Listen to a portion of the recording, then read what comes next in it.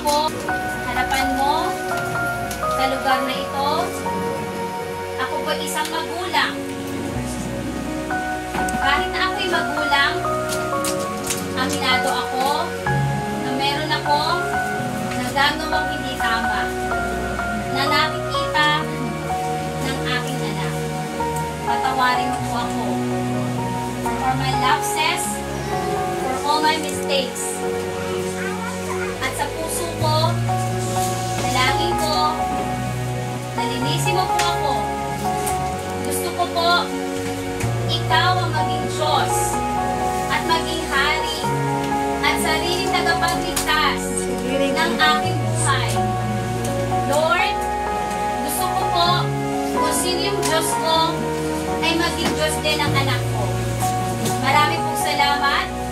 Alam ko po, isinulat ko po ang aking pangalan sa aklat ng buhay sapagkat ako'y binago at pinatawad mo na.